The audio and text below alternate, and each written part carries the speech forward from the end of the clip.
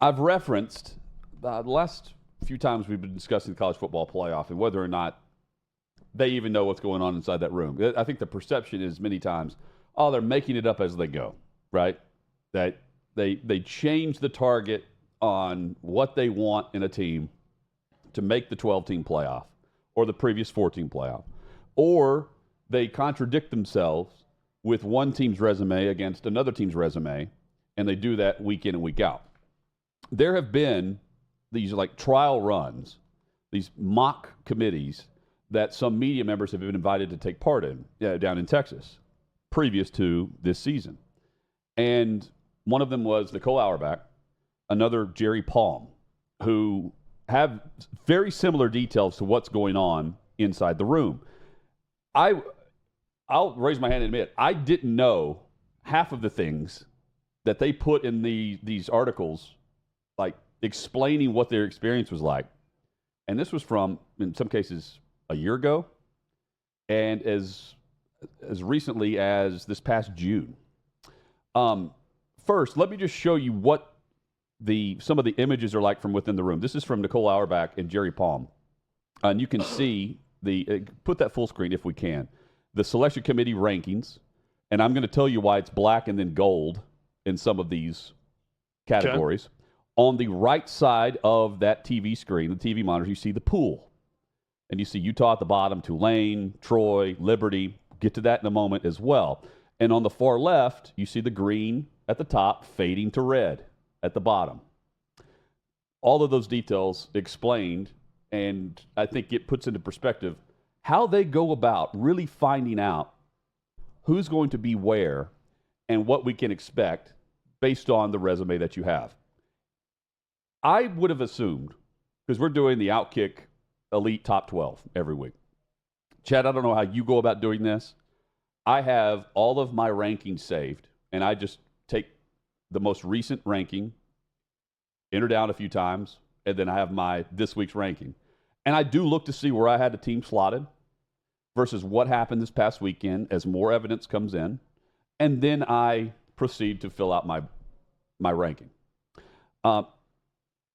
They're doing it with the top 25. They'll release the top 25 later today. But they actually, when they arrive, submit their top 30. Each committee members, they enter these meetings with a list of 30 teams that should be considered for the college football playoff.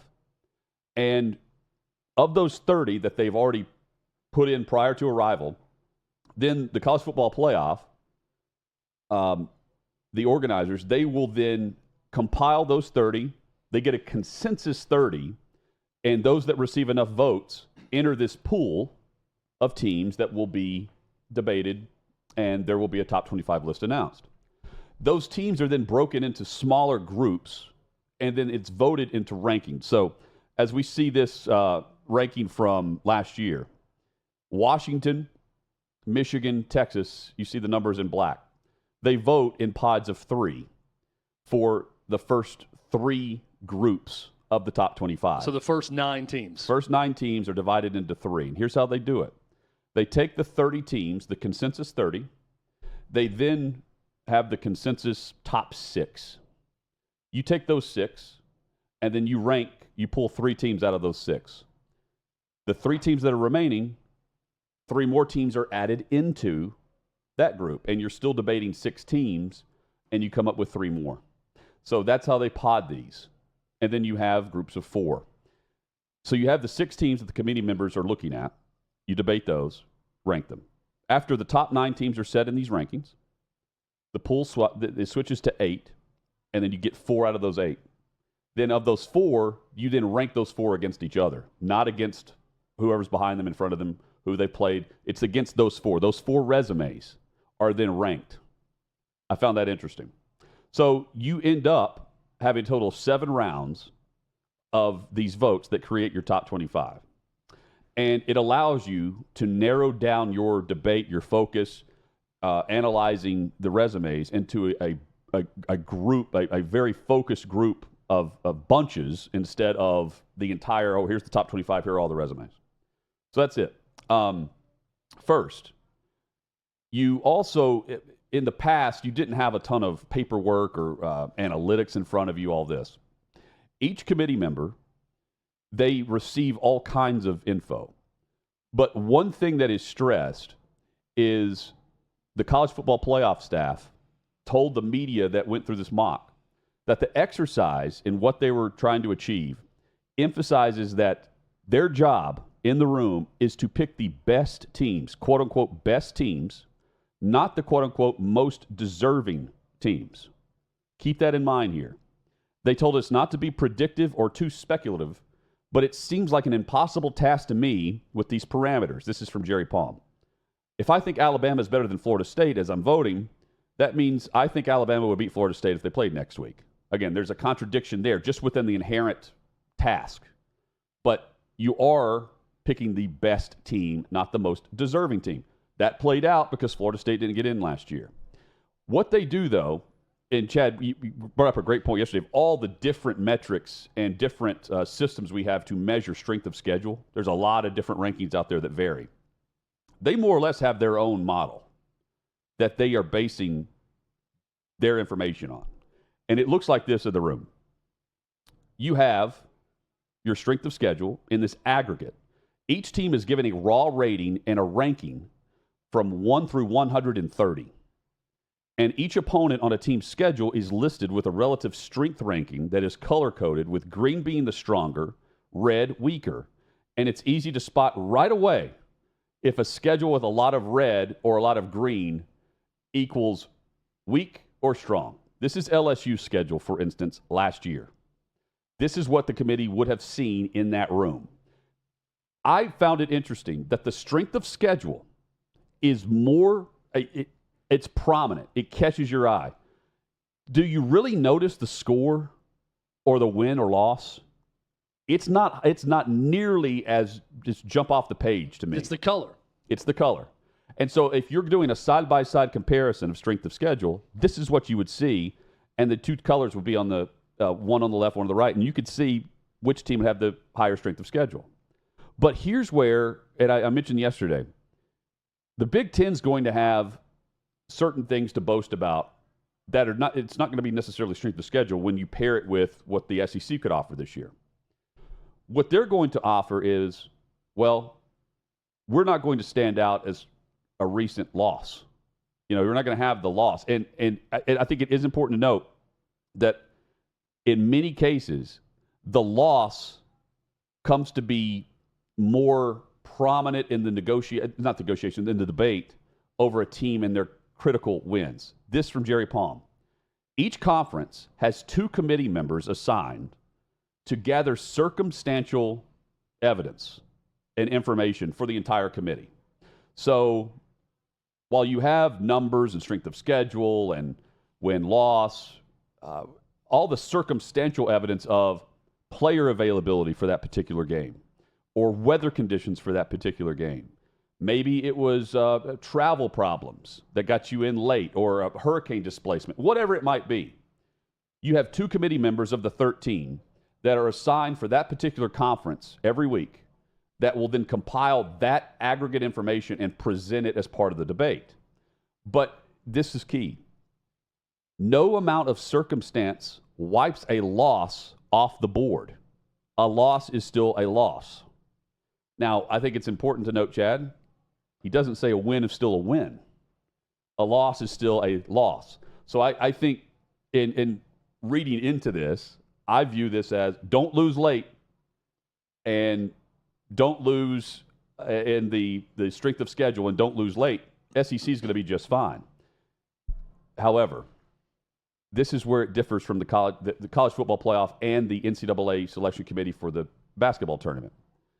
The big difference, Chad, you are not supposed to, in any way, debate early wins and losses versus late wins or losses. Meaning, in basketball, what you've done leading into the conference tournament and what you did in the conference tournament, it should not overweigh or impact you more as a member selecting the NCAA tournament bracket more than what you may have done in January or December. Here, there's no rule against that for the college football playoff. You mean timing-wise? Timing of the win, recency bias. Like, it's mandated. You're not supposed to bring that into your thought process for the basketball committee. But here they can say this team's playing well down the stretch. You absolutely can. Hence Florida State with the injury to Jordan Travis last year and weren't looking as good late in the year. Yep. And so factoring in. And so with that in mind, I can't help but think for those that are saying, conference championship games, if you play in that and you lose, it's not going to hurt you. It can only help you if you win. That's BS because there's no mandate, there's no written task that said you can't factor that into your line of thinking. Each committee member can bring his own or her own variables that determine how they want to rank the 1 through 3, 3 through 6, 3 through 9, right? So I think the potting is fascinating. And then on top of that, you're really ranking strength of schedule against recent losses because the SEC is going to win that argument hands down on strength of schedule. Meanwhile, Indiana, they may not have a recent loss. And if they do, it might be not if you lose, but how you lose. It might be treated like Ohio State's loss to Oregon, which actually benefits them that 1-point loss in a weird way in their rankings. Do you agree or disagree? I agree with everything you said. And that visual, let's show it one more time, of the schedule with the colors. Yep. Now, we're looking at this one right here. This was LSU a year ago that they were showing. You look at all, about half is green. You got a couple yellow, then light red, and then it goes down to, Grambling and Georgia State and Army where it gets very dark red. Right. Now think about what Indiana's schedule will look like to the committee members this year. It's all dark red. Oh, let me point this out. Except for Ohio State this weekend, it's going to be a lot of yellow to dark red. Penn State the same way.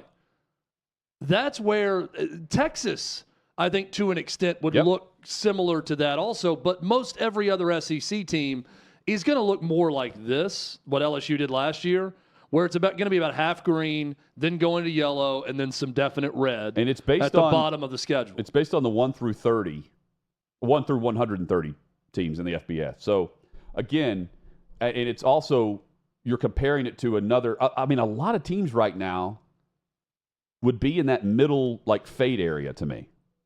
Yeah. And the terrible strength of so LSU loses to Florida State last year, but the loss is not what we're even looking at. It's number 1 on the list for strength of schedule for them. It's actually a benefiting factor for LSU, not a detriment. Well, and we're just going off of this sample bit of evidence we have from a year ago, but just looking at that yellow to light red on that LSU schedule. Auburn, who was right around 500, Florida at 5-7, Arkansas at 4-8, starts to go to a pinkish red. Mm-hmm. Think of how many teams just in the SEC, if we're looking at that would fall into that category. Well, it's the same teams again. Auburn would, Florida would, Arkansas would, Kentucky probably would. Mississippi State is likely the lone red, I would say, in the conference, right? That's like a dark red. But still higher on the than schedule, what we but might still see higher in the than Big most. Ten. Yeah, than the bottom. I mean, Purdue is barely a football team this year. I mean, their coach, Ryan Walters, may get fired after 2 years because they're so bad. So the bottom of the Big Ten is so much worse. And that's what leads to Indiana, who's avoided until this Saturday against Ohio State, has avoided the top 8 teams in an 18-team conference on their schedule.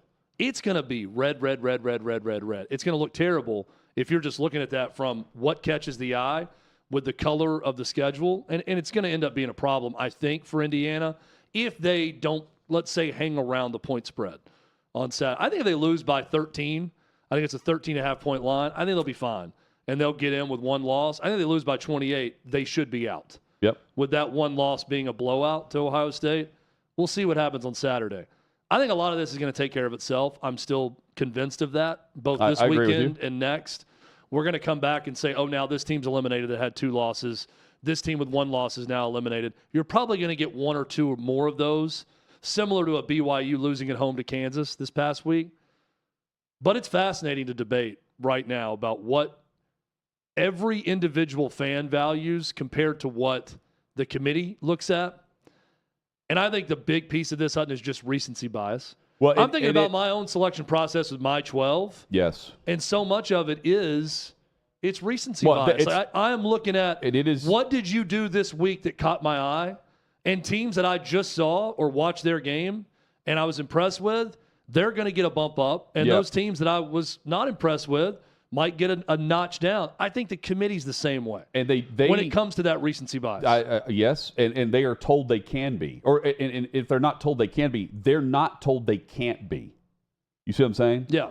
And it's not part of their rules. In this case, Jerry Palm said he used the recency part of the matchups as his tiebreaker.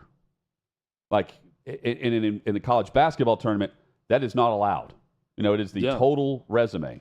And what's crazy about the college basketball thing, though, real quick, is it's interesting you say they're not allowed to use it in the committee, which I'm okay with. They're told not to. But if every resume you look at, everything ESPN will throw out come February and March about, all right, let's compare resumes. They do the blind resume taste test of different teams. Yep. One of the factors is always last 10. 4-6, 8-2, 9-1, 2-8. They show what the last 10 or the last 5 games are. Right? That's always – now, so the committee may not use it, but they're putting that out there for people to see. They put that out there. Let me also just – to that reference, there have been committee members in the past for the 4-team playoff that have said game control, total game control in some of these wins was a deciding factor for them in the room. The college football playoff staff, asked about this by the media that attended this mock assessment of 2023, gave a blank stare back in response saying – that's never been discussed one time in the room. Game control. Like dominance, right? Yeah. Just you can win 14-3. The game felt like it was 30-0. Like no, not one time was that brought up. But committee members have openly said publicly, "Hey, that factored in for me." They want it to be subjective. It is very subjective. It does seem like they make up the rules week in and week out, and they can determine and weigh things differently based on Big Ten, SEC. That's the way the committee wants this. That's the way they drew it up, and that's why it's going to change whenever we see the final rankings December 8th. So when they talk about eye test on the committee, and I hear things like that, that's the one that bothers me, because if you're going to truly discuss eye test, I'm sorry, but the athletic director at such and such school or this conference commissioner is not qualified to tell me or the college football fan about eye test. But of the 13. That's where I know a lot of them have a football background. But that's where if it's going to be just straight up, you need to have a coach in there that can talk about eye test, because I honestly think you're looking at it and saying to yourself, I'm just going to read what coaches have said about this team or what coaching analysts will say about them in terms of how they look and how they play to base my opinion. I don't know that they're really gauging the eye test properly. Well, they have 4 former coaches and 3 other former players on the 13-person panel this year. From Chris Alt to, Mike Riley, Gary Pinkel, Will Shields, Randall McDaniel.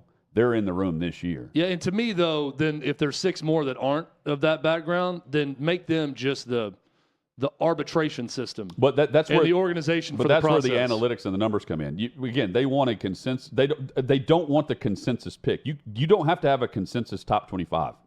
It's just the one that's voted through. Yeah. That was more clarity than what I thought I would receive by searching out that's good. how they plot these teams. That's helpful.